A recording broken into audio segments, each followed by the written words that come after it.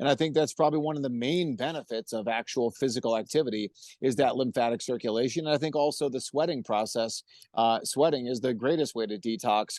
There's a lot of literature on sauna, but really, the literature on sauna is just from the good old-fashioned sweat box. A lot of the infrared sauna data is really more theoretical, but when you look at populations, specifically in Scandinavia, that's where the data comes from. And the people who use sauna up there, the more often they use the sauna, dramatically extending longevity from the use of that. So if we use these kind of different, infrared technology, we want to make sure that we're sweating.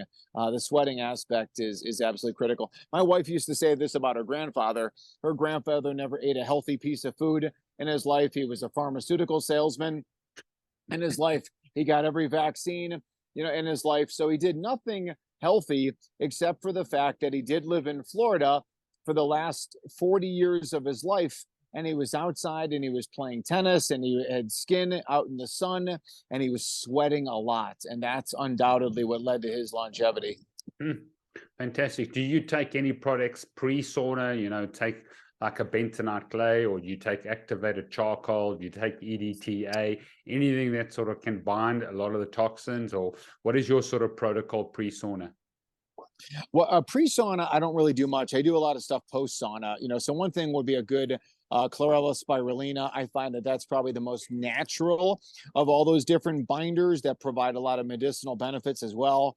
But you mentioned, bentonite clay, activated charcoal, those do have good literature as far as binders are concerned. The zeolite products can all be good. Any kind of fiber. I'm also making sure, again, just good hydration, right? So, bringing in your bottle of sparkling mineral water, I think is always good, in a glass bottle. If you're in the sauna, I try and, avoid technology in there. I try and go in, you can have technology and devices outside of the sauna that you're listening to.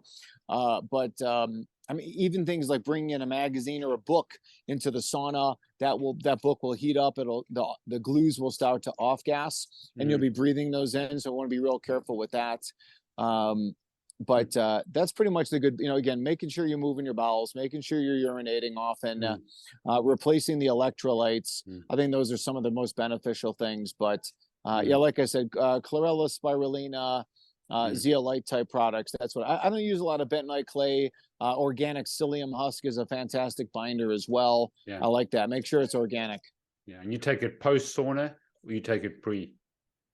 I definitely hydrate, pre sauna. But as far as the binders, I find they're most effective afterwards, especially because, we don't, while we're in the sauna, I think we want to be careful that, we're not trying to take a lot of food-related products that would impact our digestion. So when we're trying to detox and when we're trying to increase peripheral circulation to the cutaneous level, and therefore sweat, that we're not also stimulating the digestive process. So we save all that for afterwards.